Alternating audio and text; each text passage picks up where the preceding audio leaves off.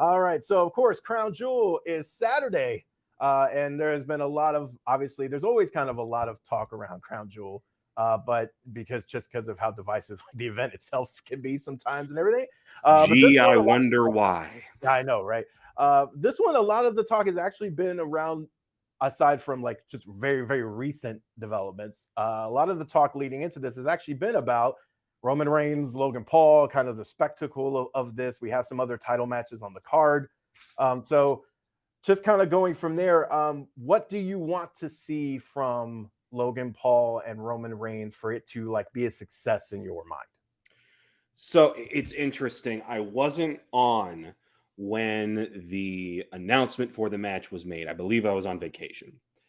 And I was pleasantly surprised that the initial reaction wasn't just rage from the online wrestling fan community. It was more of just an eye roll and a shoulder shrug and this is what we have to put up with for a few weeks. Because I think fans have caught on to the fact that these shows are effectively non-canon. For you anime fans out there, this is a filler arc. It really doesn't matter. And come Monday on Raw, most of what happens on this show will not be addressed or mentioned going forward. Right. The best example of that is last year's Crown Jewel with Brock Lesnar versus Roman Reigns. They proceeded to act like that entire match did not happen come Monday. And then they just rewound the whole thing again to try and do it again at day one. And if you want a stat to back it all up, here's one for you, Matt. There have been 11 championship matches at the first 3 Crown Jewel events since the show started. Would you like to know how many champions have actually lost? How many? 1. And it was Seth Rollins losing to The Fiend because they had to make up for the colossal mistake they made at Hell in a Cell. If that doesn't prove to you just how little they value these shows in terms of consequence, there's your answer. As for this one, if I have no expectations, I can't be disappointed. I have no expectations for Logan versus Roman. Here's what's going to happen. Jake Paul's out there. He's going to knock out somebody. It's probably going to be Jey Uso. Logan's going to take that one fist they keep saying has metal screws in it. He's going to pop Roman with it, get a close 2 count, and then Roman's going to put him away. The match won't go longer than 12 minutes. There you go. Yeah. Look, I'm with you. I agree wholeheartedly on everything. That's why I don't get too worked up about these, because it's like, it's I don't even like when the conversations of, Logan Paul's already getting a title shot. I'm like, yeah, but it's here. It doesn't matter. Like it's not. It's at the show that doesn't matter. If this were happening at a pay-per-view stateside, right, then we could talk and be like, oh, you're actually going to try and hurt this thing. Because then you're robbing. And that at that point, those things of like, well, he's robbing someone else of a spot. Like, yeah, but Crown Jewel, like half the people don't even want to be in that spot. Like it's not, they don't want to be there. So yeah, I don't look at this. This is pure spectacle. That's why when it was announced for Crown Jewel, I was actually like, it's perfect. This is exactly what you do. You do something just off the wall, let them run with it. You get Paul some experience, in the ring and whatever. And then you can, when you're back on your normal continuity, you move forward with all the other stuff. So I agree. Give me a fun match. Give me some fun spots and give me some entertainment. I'm good. It doesn't need to, rewrite history. And you're probably going to get that. It just scrolled by the Brock and Bobby match. That's going to be match of the night. That's going to have some crazy stuff in it. If you're going for spectacle, watch that match. If you're going for an in-ring classic, do not watch the main event. There's also that thing of they made a shocking change to the women's tag team titles on Raw, because I didn't see that coming. I thought that was going to be Damage CTRL keeping their reign, because that, like, in my brain made the most logical sense. But Alexa and Asuka get it, and now we have this match here. There's no way they drop those titles again, right? They're going to keep them. I have no idea what they're doing with Damage CTRL. For a group that had so much hype when they arrived at SummerSlam, look at what they've actually done since then. Bayley consistently loses to Bianca in title matches. They failed to win the tag titles on their first attempt when they were vacated. They finally won them, only to lose them a few weeks later on a random main event of Raw. It's weird. I'm a little baffled by, hey, this is your first real, like, serious female faction WWE has ever had, and you're just kind of 50-50 in them. And Yeah. if Bayley loses again tomorrow, which I'm expecting, what momentum does this group have, even if they do win back the tag titles?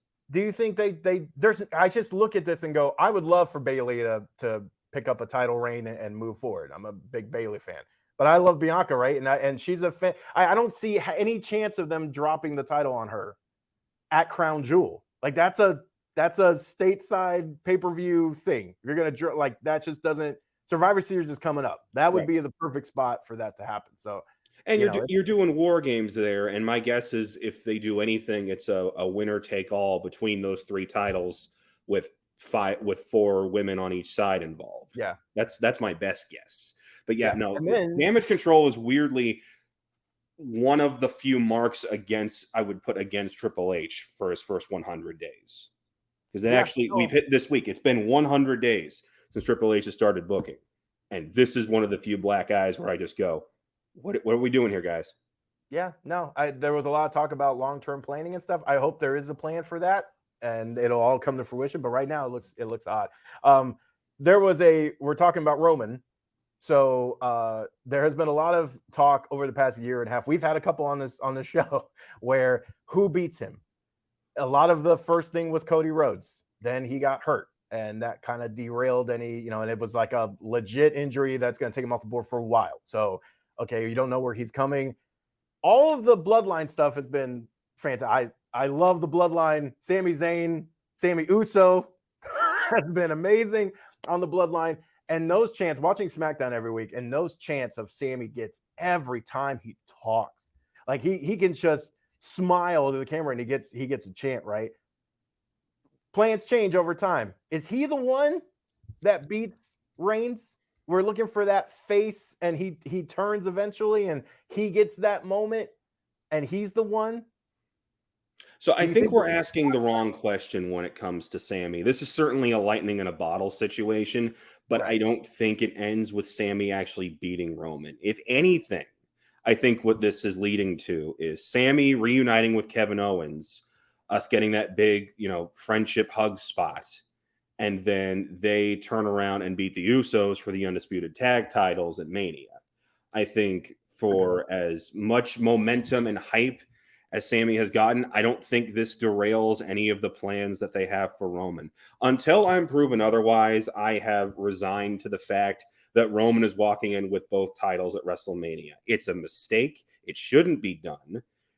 But he's going to walk in with both those over his shoulder, fighting The Rock. The Rock is going to lose. And then we still have the problem of Monday Night Raw not having a world championship and therefore no momentum.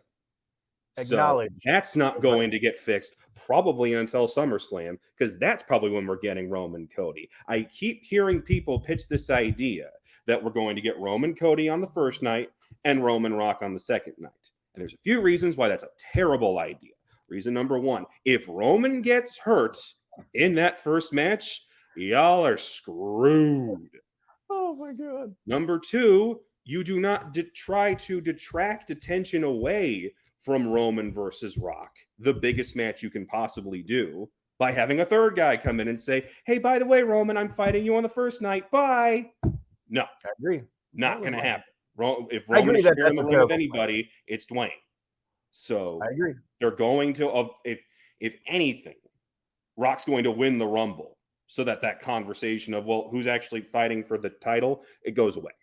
And we get that Black Adam 4th week swell. Yeah, we have to get that Black Adam crossover, man. It'll be on Blu-ray by then. Okay, yeah. No, I would like to say I'm actually very much on board for Roman holding these titles. You don't have to cover Raw each week, which is why you say that.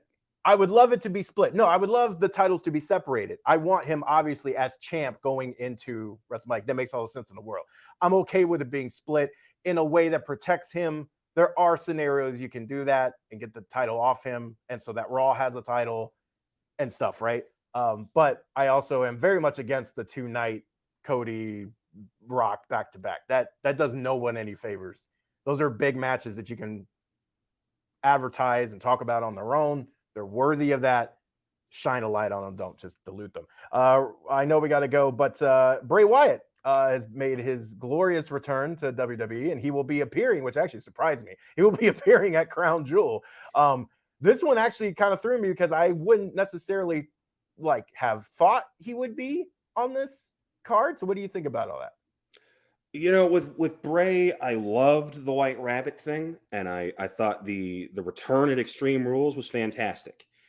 Everything since has kind of been meh, but it seems like it's all building. I'm still waiting for it to build to a point. The Uncle Howdy thing, where he looks like old Greg from the Mighty Boosh, all my Adult Swim heads out there will know exactly what I'm talking about. That's where he's showing up in a mask where the mouth can't move, but we've zoomed up on the face, so it just looks weird. You don't like that? It's a bit of a mess right now. But then again, the Firefly Funhouse, I didn't get it at first until that first segment where he was actually on the set. So Bray has proven me wrong before, and he can certainly do it again. We just need a semblance of some forward momentum. Now, here's the thing. There have been the rumors that is Bo Dallas under the mask and not Bray. Oh, okay. Look, it's Bo Dallas. Bo leave. I'm all about Bo Dallas being Uncle Howdy. I'm fine with that.